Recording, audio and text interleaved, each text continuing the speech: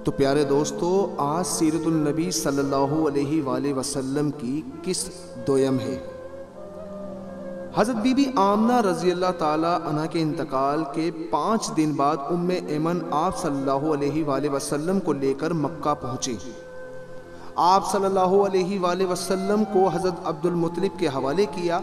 आप सल्लल्लाहु अलैहि वसल्लम के यतीम हो जाने का इन्हें इतना सदमा था कि बेटे की वफ़ात पर भी इतना नहीं हुआ था। हज़रत अब्दुल मुत्तलिब के लिए काबा के साए में एक कालीन बिछाया जाता था, वो उस पर बैठा करते थे। उनका एहतराम इस कदर था कि कोई और उस कालीन पर बैठता नहीं था। चुनाचा उनके बेटे और कुरैश के सरदारान इस कालीन के चारों तरफ बैठते थे, लेकिन रसूलुल्लाह सल्लल्लाहु अलैहि वसल्लम वहाँ तशरीफ़ लाते तो सीधे इस कालीन पर जा बैठते। इस वक्त आप एक तंदुरुस्त लड़के थे। आप सल्लल्लाहु अलैहि वसल्लम की उम्र 9 साल के करीब हो चुकी थी। आप सल्लल्लाहु अलैहि वसल्लम के चचा हज़रत अब्दुल मुत्तलिब के अदब की वजह से आप सल्लल्लाहु अलैहि वसल्लम को इस कालीन से हटाना चाहते तो अब्दुल मुत्तलिब कहते, मेरे बेटे को छोड़ दो, अल्लाह की कसम ये बहुत शान वाला है। फिर वो आप सल्लल्लाहु अलैहि वसल्लम को मोहब्बत से इस फर्श पर बिठाते। आप सल्लल्लाहु अलैहि वसल्लम की कमर पर शफ़क़त से हाथ फेरते। आप सल्लल्लाहु अलैहि वसल्लम की बातें सुन सुनकर हद दर्जे खुश होते रहते। कभी वो दूसरों से कहते, मेरे बेटे को यहीं बैठने दो, इसे खुद भी एहसास है कि इसकी बड़ी शान है और मेरी आरजू है ये इतना बुलंद रुतबा पाए जो किसी अरब को इससे पहले हासिल ना हुआ हो और ना बाद में किसी को हासिल हो सके। एक बार उन्होंने ये अल्फाज कहे, मेरे बेटे को छोड़ दो, इसके मिजाज में तभी तोर बुलंदी है, इसकी शान निराली होगी। यहाँ तक कि उम्र के आखिरी हिस्से में हज़रत अब्दुल मुत्तलिब की आंखें जवाब दे गई थी। आप नाबीना हो गए थे। ऐसी हालत में एक रोज़ वो उस कालीन पर बैठे थे कि आप सल्लल्लाहु अलैहि वसल्लम तशरीफ़ ले आए और सीधे इस कालीन पर जा पहुँचे। एक शख्स ने आप सल्लल्लाहु अलैहि वसल्लम को कालीन से खींच लिया। इस पर आप रोने लगे। आपके रोने की आवाज़ सुनकर अब्दुल मुत्तलिब बेचैन हुए और बोले, मेरा बेटा क्यों रो रहा है? आप सल्लल्लाहु अलैहि वसल्लम के कालीन पर बैठना चाहता है, हमने इसे कालीन से उतार दिया है। ये सुनकर हज़रत अब्दुल मुत्तलिब ने कहा, मेरे बेटे को कालीन पर ही बिठा दो, ये अपना रुतबा पहचानता है। मेरी दुआ है कि ये इस रुतबे को पहुँचे जो उससे पहले किसी अरब को ना मिला हो, इसके बाद किसी को ना मिले। इसके बाद फिर किसी ने आप सल्लल्लाहु अलैहि वसल्लम को कालीन पर बैठने से नहीं रोका। एक रोज़ बनु मदलज के कुछ लोग हज़रत अब्दुल मुत्तलिब से मिलने के लिए आए। इनके पास उस वक्त आप सल्लल्लाहु अलैहि वसल्लम भी तशरीफ़ फरमा थे। बनु मदलज के लोगों ने आप सल्लल्लाहु अलैहि वसल्लम को देखा। ये लोग कयाफा शनास थे। आदमी का चेहरा देखकर उसके मुस्तकबिल के बारे में अंदाज़े बयान करते थे। उन्होंने अब्दुल मुत्तलिब से कहा, इस बच्चे की हिफाजत करें, इसलिए कि मकाम इब्राहिम पर जो हज़रत इब्राहिम अलैहिस्सलाम के कदम का निशान है, इस बच्चे के पाँव का निशान बिल्कुल उसी निशान से मिलता जुलता है। इस कदर मुशाहबत हमने किसी और के पाँव के निशान में नहीं देखी। हमारा ख्याल है ये बच्चा निराली शान का मालिक होगा, इसलिए इसकी हिफाजत करें। मकाम इब्राहिम खाने काबा में वो पत्थर है जिस पर हज़रत इब्राहिम अलैहिस्सलाम काबा की तामीर के वक्त खड़े हुए थे। मौज़े के तौर पर इस पत्थर पर हज़रत इब्राहिम अलैहिस्सलाम के पैरों के निशान पड़ गए थे। लोग इस पत्थर की ज़ियारत करते हैं, यही मकाम इब्राहिम है। चूँकि आप हज़रत इब्राहिम अलैहिस्सलाम की नस्ल से हैं, इसलिए इनके पाँव की मुशाबत आप में होना कुदरती बात थी। एक रोज़ हज़रत अब्दुल मुत्तलिब खाना काबा में हजर अस्वद के पास बैठे हुए थे। ऐसे में उनके पास नजरान के ईसाई आ गए। उनमें एक पादरी भी था। उस पादरी ने अब्दुल मुत्तलिब से कहा, हमारी किताबों में एक ऐसे नबी की अलामात हैं जो इस्माईल अलैहिस्सलाम की औलाद में होना बाकी है। ये शहर इसकी जाए पैदाइश होगा, इसकी ये निशानियां होंगी। अभी ये बात हो रही थी कि कोई शख्स आप सल्लल्लाहु अलैहि वसल्लम को लेकर वहां आ पहुंचा। पादरी की नज़र जो ही आप सल्लल्लाहु अलैहि वसल्लम पर पड़ी, वो चौंक उठा।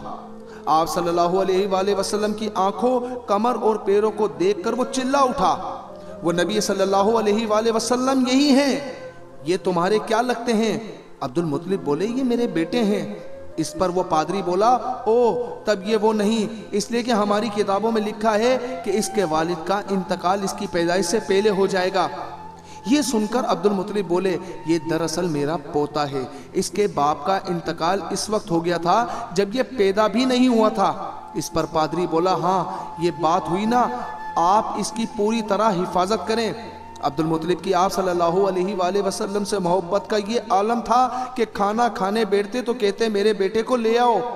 आप सल्लल्लाहु अलैहि वसल्लम तशरीफ लाते तो अब्दुल मुत्तलिब आपको अपने पास बिठाते, आप सल्लल्लाहु अलैहि वसल्लम को अपने साथ खिलाते। बहुत ज़्यादा उम्र वाले एक सहाबी हिदा बिन मुआविया रजी अल्लाह अन्हा कहते हैं, मैं एक मरतबा इस्लाम से पहले जाहलियत के ज़माने में हज के लिए मक्का मोज़मा गया। वहाँ बैतुल्लाह का तवाफ़ कर रहा था। मैंने एक ऐसे शख्स को देखा जो बहुत बूढ़ा और बहुत लंबे कद का था। मैं बैतुल्लाह का तवाफ़ कर रहा था और कह रहा था, ए मेरे परवरदिगार, मेरी सवारी को मोहम्मद सल्लल्लाहु अलैहि वसल्लम की तरफ फेर दे और इसे मेरा दस्ते बाजू बना दे। मैंने उस बूढ़े को जब ये शेर पढ़ते सुना तो लोगों से पूछा, ये कौन है? लोगों ने बताया, ये अब्दुल मुत्तलिब बिन हाशिम है। उन्होंने अपने पोते को अपने एक ऊंट की तलाश में भेजा है। वो ऊंट गुम हो गया है और वो पोता ऐसा है, जब भी किसी गुमशुदा चीज़ की तलाश में उसे भेजा जाता है तो वो चीज़ लेकर ही आता है। पोते से पहले ये अपने बेटों को उस ऊंट की तलाश में भेज चुके हैं, लेकिन वो नाकाम लौट आए हैं। अब चूंकि पोते को गए हुए देर हो गई है, इसलिए परेशान हैं और दुआ मांग रहे हैं। थोड़ी ही देर गुजरी थी कि मैंने देखा कि आप सल्लल्लाहु अलैहि वसल्लम ऊंट को लिए तशरीफ ला रहे हैं। अब्दुल मुत्तलिब ने आपको देखकर कहा, मेरे बेटे, मैं तुम्हारे लिए इस कदर फिक्रमंद हो गया था कि शायद इसका असर कभी मेरे दिल से ना जाए। हज़रत अब्दुल मुत्तलिब की बीवी का नाम रकिया बिनते अबू सेफा था। वो कहती हैं, कुरैश कई साल से सख्त कहसाली का शिकार थे। बारिशें बिल्कुल बंद थी, सब लोग परेशान थे। इसी ज़माने में मैंने एक ख्वाब देखा। कोई शख्स ख्वाब में कह रहा था, ए कुरैश के लोगों, तुम में से एक नबी सल्लल्लाहु अलैहि वसल्लम जाहिर होने वाला है। इसके ज़हूर का वक्त आ गया है। इसके ज़रिए तुम्हें ज़िंदगी मिलेगी, यानी खूब बारिशें होंगी, सरसब्जी और शादाबी होगी। तुम अपने लोगों में से एक ऐसा शख्स तलाश करो जो लंबे कद का हो, गोरे रंग का हो, उसकी पलकें घनी हों, भवें और आबरू मिले हुए हों। वो शख्स अपनी तमाम औलाद के साथ निकले और तुम में से हर ख़ानदान का एक आदमी निकले, सब पाक साफ हों और खुशबू लगाएं। वो हजर अस्वद को बोसा दें, फिर सब जबल अबू केस पर चढ़ जाएं। फिर वो शख्स जिसका हुलिया बताया गया है आगे बढ़े और बारिश की दुआ मांगे और तुम सब आमीन कहो तो बारिश हो जाएगी। सुबह हुई तो रकीका ने अपना ये ख्वाब कुरैश से बयान किया। उन्होंने इन निशानियों को तलाश किया तो सब की सब निशानियां इन्हें अब्दुल मुत्तलिब में मिल गईं। चुनाचा सब उनके पास जमा हुए। हर ख़ानदान से एक एक आदमी आया, उन सब ने शराइत पूरी की। इसके बाद सब अबू केस पहाड़ चढ़ गए। इनमें नबी करीम सल्लल्लाहु अलैहि वसल्लम भी थे। आप उस वक्त 9 उम्र थे। फिर अब्दुल मुत्तलिब आगे बढ़े और उन्होंने यूं दुआ की, ए अल्लाह, ये सब तेरे ग़ुलाम हैं, तेरे ग़ुलामों की औलाद हैं, तेरी बांदियाँ हैं और तेरे बांदियों की औलाद हैं। हम पर जो बुरा वक्त आ पड़ा है तू देख रहा है। हम मुसलसल कहसाली का शिकार हैं। अब ऊँट, गायें, घोड़े, खच्चर और गधे सब कुछ ख़त्म हो चुके हैं और जानवरों पर बन आई है। इसलिए हमारी ये खुशहाली ख़त्म फरमा दे, हमें ज़िंदगी और सरसब्जी और शादाबी अता फरमा दे।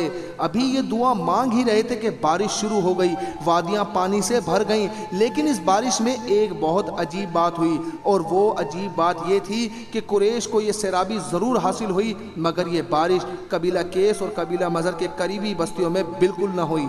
अब लोग बहुत हैरान हुए कि ये क्या बात हुई, एक कबीले पर बारिश और आस पास के सब कबीले बारिश से महरूम।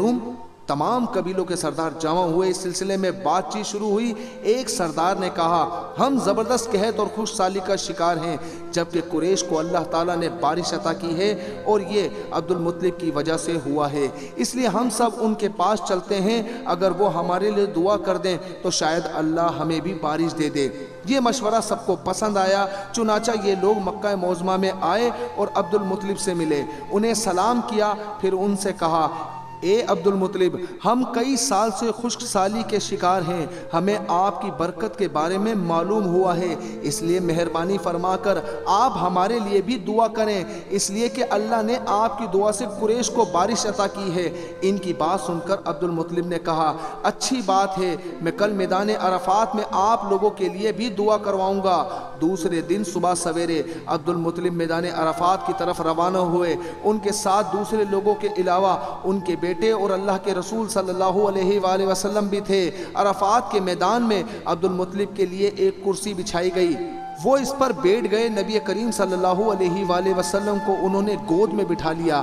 फिर उन्होंने हाथ उठाकर यूं दुआ की, ए अल्लाह, चमकने वाली बिजली के परवरदिगार और कड़कने वाली गर्ज के मालिक, पालने वालों के पालने वाले और मुश्किलात को आसान करने वाले, ये कबीला केस और कबीला मज़र के लोग हैं, ये बहुत परेशान हैं, इनकी कमरें झुक गई हैं, ये तुझसे अपनी लाचारी और बेकसी की फरियाद करते हैं और जानो माल की बर्बादी की शिकायत करते हैं। बस ए अल्लाह, इनके लिए खूब बरसने वाले बादल भेज दे और आसमान से इनके लिए रहमत अता फरमा दे, ताकि इनकी ज़मीनें सरसब्ज हो जाएं और इनकी तकलीफ दूर हो जाएं। अब्दुल मुत्तलिब अभी ये दुआ कर ही रहे थे कि एक सिया बादल उठा, अब्दुल मुत्तलिब की तरफ आया और उसके बाद इसका रुख किबला केस और बनु मज़र की बस्तियों की तरफ हो गया। ये देखकर अब्दुल मुत्तलिब ने कहा, एक गुरोह कुरैश और मज़र, जाओ, तुम्हें सराबी हासिल होगी। चुनाचा ये लोग जब अपनी बस्तियों में पहुंचे तो वहां बारिश शुरू हो चुकी थी।